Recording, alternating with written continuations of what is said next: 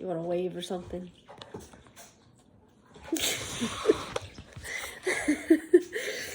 Okay.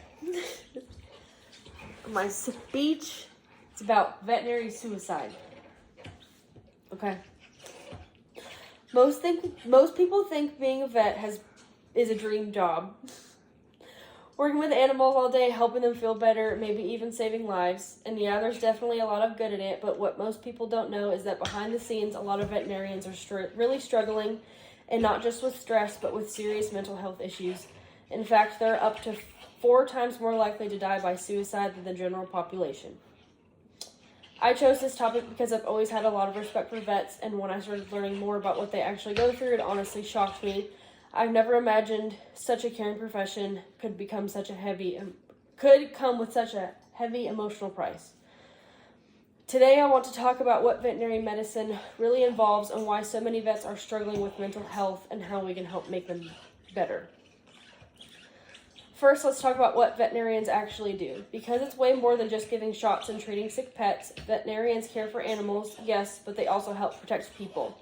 They work to prevent diseases that can spread between animals and humans, things like rabies or even certain strains of the flu. A lot of vets just don't work with clinics. They're out in the field or on farms and labs and zoos and maybe even in government jobs. Their work touches almost every part of our daily lives, even if we don't always notice. But while their role is extremely important, that doesn't mean it is easy. In fact, it's extremely hard, but it brings me to the second part of this speech, which is the struggles that they face. Most people don't realize how emotionally draining this job can be. Vets deal with life and death every day. They treat sick and injured animals, and sometimes no matter how hard they try, they can't save them. Worse, sometimes they have to be the one to make the call for euthanasia, even when the animal might be healthy, but the owner can't afford treatment. That kind of thing takes a toll. Over time, this leads to something called compassion fatigue, which is kind of like burnout, but on an emotional level. It makes it hard to keep going even when you love what you do. And a lot of vets do what they do. They just feel completely worn down by the emotional weight of it all. Then there's the financial side. Most people don't realize this, but the average vet graduates with over $150,000 in student debt. And unlike doctors and dentists, their salaries don't always reflect that level of education. Many people are stuck working long hours just to keep up with their loans, and the pressure adds up of that fast.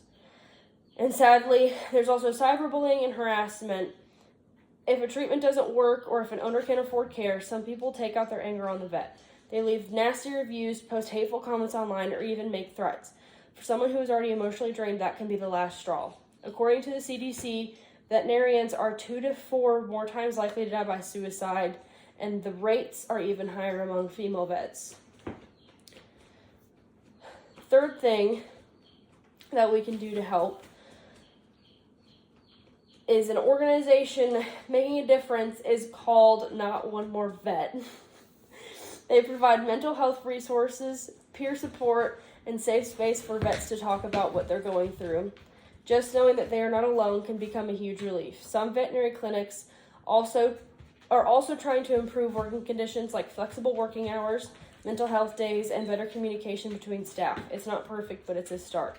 There's also a push for financial support, like loan forgiveness or increased pay, especially in rural areas where vet shortages are common. If we can ease the financial burden, that can take a huge weight off their shoulders. And we, just regular people, can help too. The next time you're in a vet office, try to remember everything they're dealing with. Be kind, be patient, and show a little bit of empathy. It can go a long way. So to wrap things up, being a veterinarian is more than just loving animals. It's hard, emotional work. It comes with stress, debt, compassion, fatigue, and unfortunately, a real risk of suicide.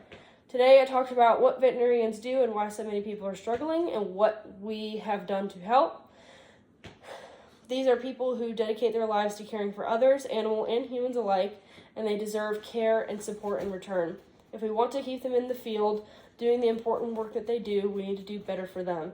That means more mental health resources, financial support, and just more awareness and kindness from the people they serve. Because at the end of the day, vets take care of animals we love the most, and it's time for us to take care of them too. That's it. Do you want to applaud? No.